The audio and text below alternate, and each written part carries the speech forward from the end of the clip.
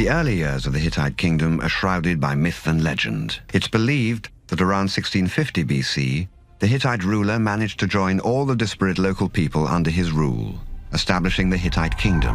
How does an empire stay on top? Is it just through military power, or is there another way? A stunning new discovery in Anatolia is providing a shocking answer.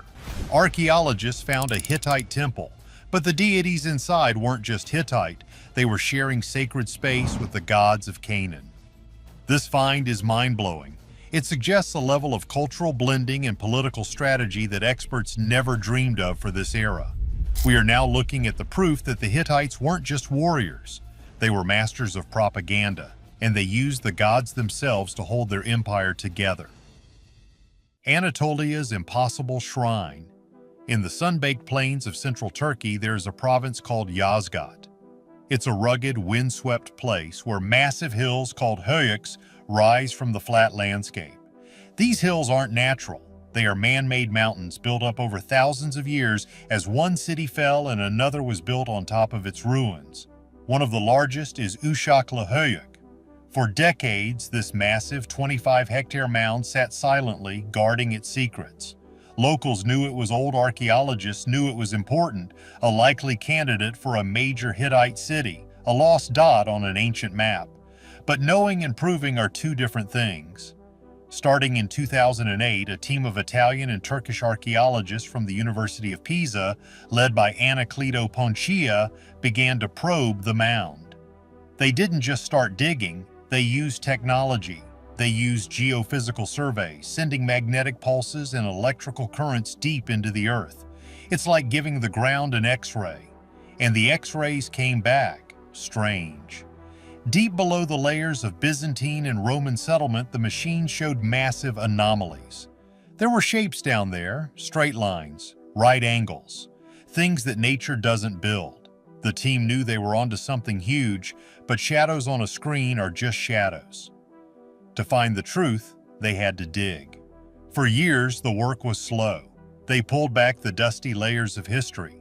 First, the more recent Byzantine farms, then Roman villas, then the geometric pottery of the Phrygians. They were digging down, back in time. Then, in 2022, a trowel hit something.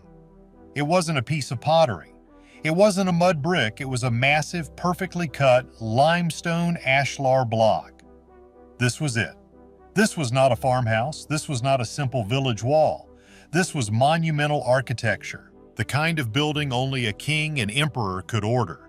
The team expanded the trench, more and more of the structure emerged. It was a massive platform raised high off the ground. The scale was staggering, 40 meters long by 30 meters wide. That's bigger than a professional basketball court. It was a temple. The architecture was a dead giveaway. It had double-apsed porticos, a classic, unmistakable signature of the Hittite Empire. This was the building style of the great superpower that ruled Anatolia over 3,500 years ago.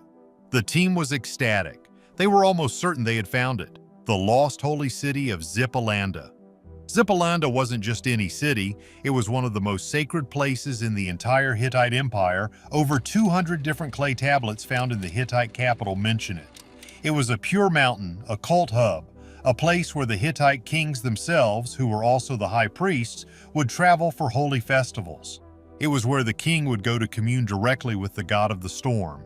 Finding this temple was like finding the original St. Peter's Basilica or the lost Temple of Solomon. But as the team began to clear the inside of the temple, the excitement turned to pure confusion. They entered what was clearly the main cella, the Holy of Holies, the most sacred room where the god's image would have stood, and just as they expected, they found him. Carved into the back wall was a stunning relief of the main Hittite deity, Tarhuna, the great storm god. He was unmistakable, bearded, wearing a horned helmet and wielding his sacred weapon, a triple-bolt axe, ready to strike. He was the god of the king, the god of victory, the god of the Hittite people. But the crazy part, he wasn't alone. Carved into the same wall, sharing the same sacred space, were other figures. These figures did not look Hittite, they wore different robes, they held different symbols.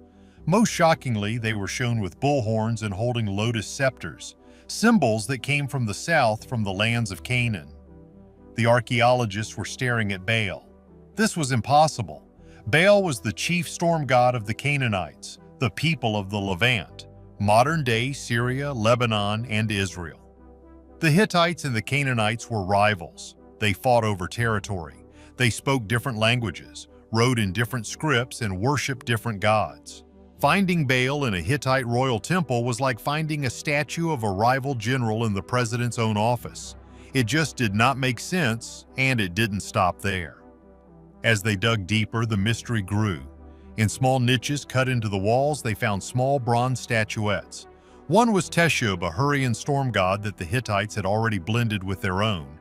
But right next to it, they found an unmistakable symbol of a Canaanite goddess, an Asherah pole. It was a carved pillar meant to look like a sacred tree, and it was covered in carved pomegranates, the symbol of fertility. This was the symbol of Baal's own mother or wife.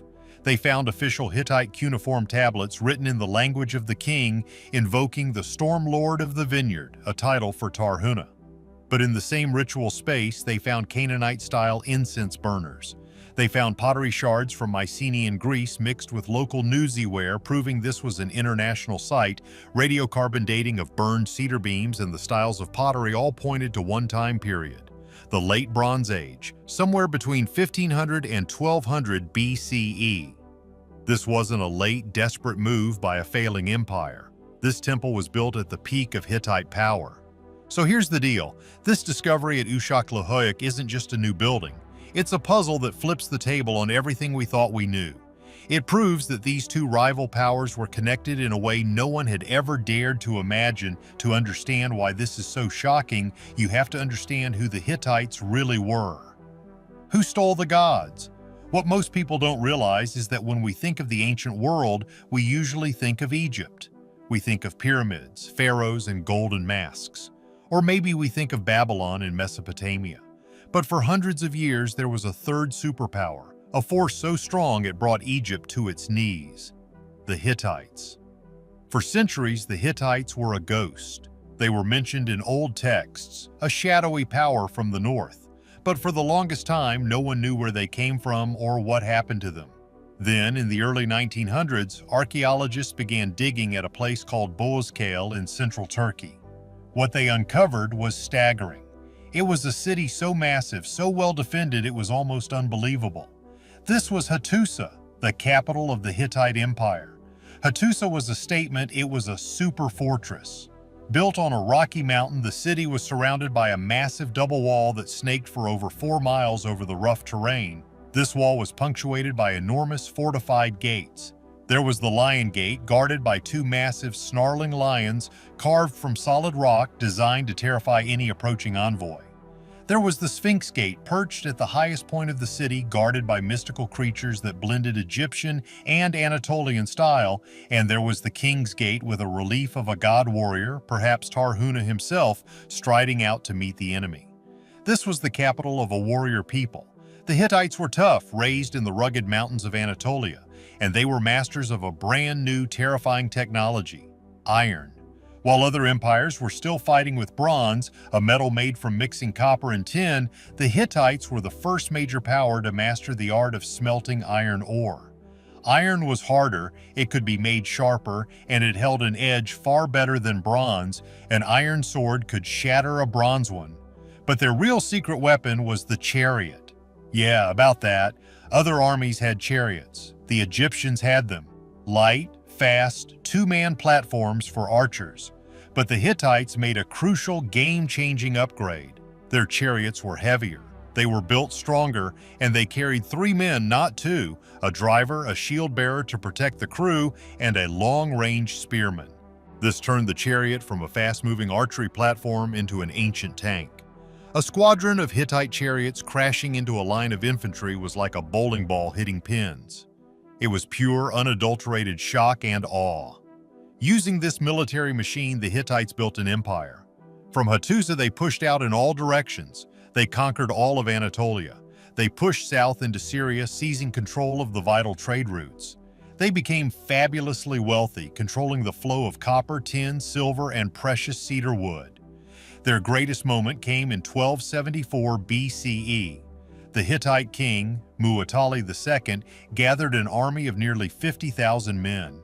He was facing off against the most famous pharaoh who ever lived, Ramesses II, Ramesses the Great, who was marching north with his own massive army.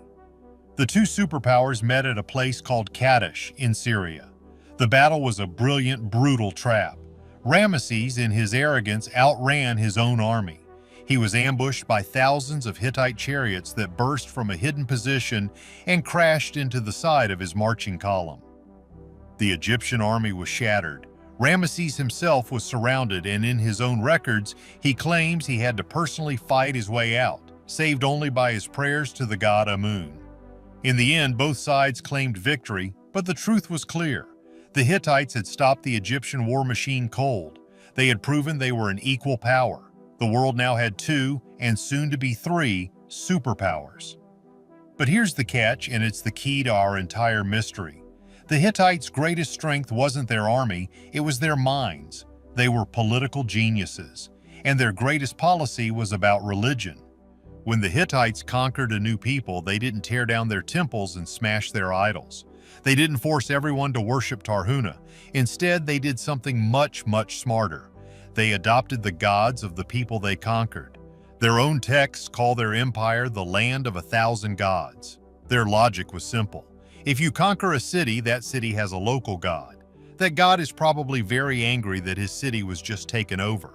So why not invite that god to move? Hittite priests would literally go into the conquered temple, perform a ritual, and formally invite the god's statue to come back to Hattusa. They would then build that god a brand new temple inside the capital. This was brilliant propaganda. The local god was now visiting the Hittite capital, essentially a guest or a hostage, and the conquered people were far less likely to rebel because their own god was now living in Hattusa, being treated with honor. The Hittites were masters of blending. They would find a god in another land like the Hurrian storm god Teshub, and their priests would hold a festival. They would declare, "Our great Tarhuna and your great Teshub, they are the same god, they are just two faces of the same power." But this is the crucial part. This was usually done after a conquest. It was a way to absorb and control a defeated people. What they found at Ushakla-Huyuk is different. This wasn't a one-way street. This was a partnership. The temple wasn't in the capital, it was in a holy city, and the Canaanite gods weren't being treated as lesser, conquered deities. They were standing side by side with the chief god of the Hittite king. This implies something much deeper. It implies the Hittites weren't just taking gods, they were sharing them. To understand why, we need to look at the other side of this equation. Who exactly were these Canaanites, and why was their god so important? The answer lies in the coastal cities of the Levant, and with a god who is both a hero and a monster, the secrets of the Baal cycle. When people hear the word Canaanite, it often brings up old, negative stories.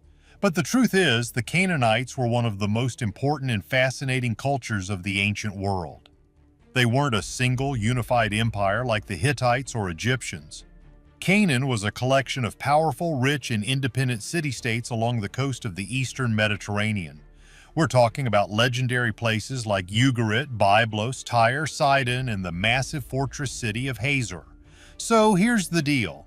The Canaanites were the world's great middlemen. They were master sailors, the best of their age. Their cities were the perfect crossroads, the Amazon warehouses of the ancient world. They sat exactly between the three great powers, Egypt to the south, the Hittites to the north, and Mesopotamia, Babylon and Assyria to the east. They traded everything. They brought massive logs of cedar wood from the mountains of Lebanon, wood that Egypt craved for their ships, buildings, and coffins. They traded copper from Cyprus, tin from Afghanistan, wine and olive oil from their own hills, and grain from Egypt. And get this, they were famous for one luxury good above all else, a brilliant deep purple dye. This dye was made from the tiny glands of thousands of murex sea snails. The process was disgusting and smelled horrible, but the result was a color that did not fade. It was so rare and so incredibly expensive that only kings and emperors could afford it. This Tyrian purple became the color of royalty for the next 3,000 years. But the Canaanites' greatest invention wasn't a die. It was the alphabet. What most people don't realize is that writing in Egypt, hieroglyphs, and Mesopotamia, cuneiform, was insanely complex. It involved thousands of different symbols. You had to go to a special scribe school for years just to learn how to read and write a shopping list. The Canaanites, being practical merchants, didn't have time for that. They needed a faster, easier system to keep track of their trades. Around 1800 BCE, they developed a revolutionary system. Instead of one symbol for a whole word, like house, they created a system where one simple symbol stood for one sound, like B. This was the world's first alphabet. That system was so good, so efficient, that it was adopted by their descendants, the Phoenicians. The Phoenicians gave it to the Greeks gave it to the Romans, and the Romans gave it to us. Every letter you are reading right now is a direct descendant of that Canaanite invention. Now let's talk about their gods. Because they were traders, their gods were also international travelers. Their high god was El, a wise, remote, fatherly figure.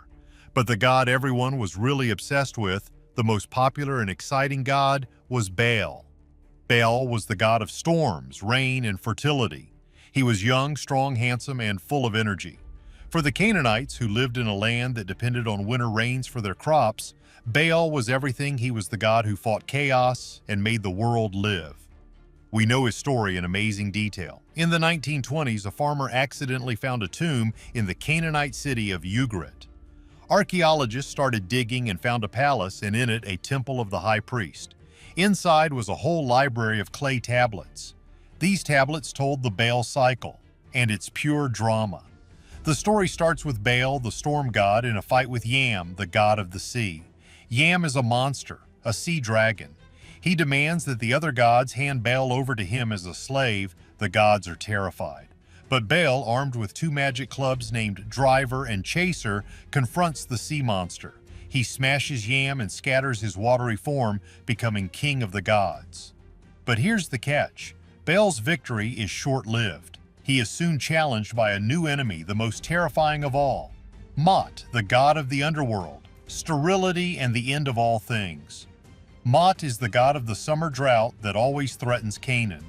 Mot, the god of emptiness, invites Baal to his underworld palace, and Baal, for reasons we still don't fully understand, is terrified and agrees to go. He is trapped. He perishes. With Baal gone, the world dries up, the crops fail, the rivers run dry. El, the high god, mourns, and Baal's fierce sister and wife, the warrior goddess Astarte or Anat, goes looking for him. She finds Mot and confronts him. She seizes him, splits him with a sword, winnows him in a sieve, burns him in a fire, and grinds him in a mill. She utterly destroys the god of the underworld. With Mot defeated, Baal is able to return to life. He comes back from the underworld, and with him come the rains. The world is saved. This story of a god who perishes and returns every year was the center of their religion.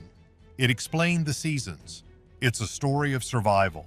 Alongside Baal, they worshiped the great mother goddess Asherah. She was the wife of El, the mother of the gods, and the goddess of fertility. Her symbol was a sacred tree or a carved wooden pole, just like the one found in the Hittite temple. So now we have two massive powers, the Hittites in the north with their storm god Tarhuna, the Canaanites in the south with their storm god Baal. These two gods were, on paper, direct rivals. They were two different brands competing for the same market, the sky. So why on earth would the Hittites, at the peak of their power, build a temple that honors both of them? This wasn't an accident. It wasn't a mistake. It was a deliberate, calculated move. And the reason for it reveals the secret of how empires really worked. Or does it point to something much, much stranger? A secret cult of the elite. So we have this impossible temple, a Hittite holy site, for the Hittite king, filled with statues of Canaanite gods. How do we explain this? The official theory, the one most archaeologists are working with, is a story of brilliant cutthroat politics. This period, the Late Bronze Age, was not as simple as we think. It was a deeply connected international world. Think of it like a global Cold War, but with chariots instead of missiles.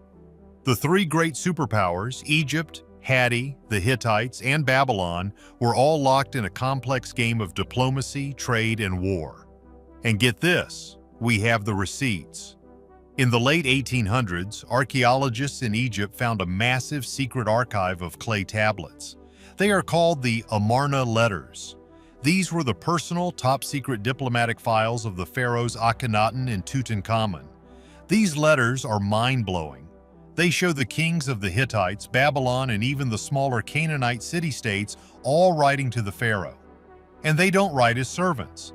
They call each other brother. They complain about gifts. They trade lavish presents, gold, lapis lazuli, iron, beautiful chariots, and horses. They also arrange high-stakes political marriages, sending their daughters to become wives in foreign courts to seal alliances.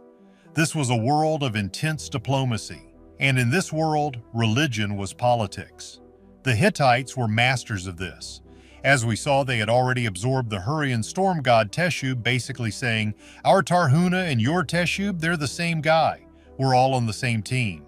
The crazy part is, this new temple at Zippalanda proves they were doing the exact same thing with Baal. The Hittite cuneiform texts found at the site are the smoking gun.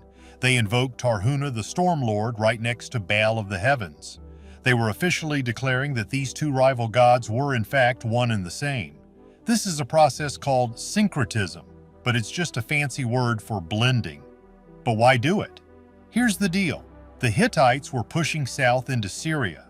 The Egyptians were pushing north out of Canaan. The rich Canaanite trading cities were trapped in the middle. Both empires wanted control of these cities and their massive trade wealth. By building a temple that honored Baal, the Hittites were sending a powerful message to all the Canaanite princes and merchants. We respect your God, we honor your God. In fact, our God and your God are friends. They are partners. So you should be partners with us, not with Egypt. It was a brilliant piece of propaganda. It allowed a Canaanite merchant to travel to a Hittite holy city and worship his own God, making him feel welcome and respected. It was a way to bind vassals to the empire, not just with fear, but with faith. And there was one person who may have been the architect of this entire policy, the Hittite queen, Pudu-Hepa. Pudu-Hepa was one of the most powerful women in the entire ancient world. She wasn't even born Hittite. She was the daughter of a priest from Kidzawatna, a land that was culturally Hurrian and heavily influenced by Canaanite and Syrian ideas. She married the Hittite king Hattusili III and basically ruled alongside him. We have her personal seals. We have letters she wrote directly to Ramesses II in Egypt, negotiating the famous peace treaty after the Battle of Kadesh. She was a master diplomat. Pudu-Hepa was famously religious, and she worked hard to reorganize and clean up the Hittite religion. Many experts now believe she was the one who pushed for this blending. Coming from a land that already mixed these gods, she saw the political power of a unified faith. She promoted the idea that all the storm gods of the empire were just faces of the one great storm god. The temple at Zippalanda is her policy set in stone. This all makes a lot of sense, but it's not the only theory. And this is where things get wild. Some people are asking, what if it's not that simple? What if this wasn't public policy at all? What if theory number 2, this was a secret mystery cult? Think about it. The temple is in a remote holy city, not the capital. What if this was a special exclusive cult practiced only by the Hittite elite? The nobles, the generals, and the royal family who were dealing directly with the Canaanites. Maybe they adopted Canaanite rituals and gods as a way to gain a mystical personal advantage. Maybe it was the New Age movement of its day, a secret club for the rich and powerful. Then there's theory number 3. A more out there idea.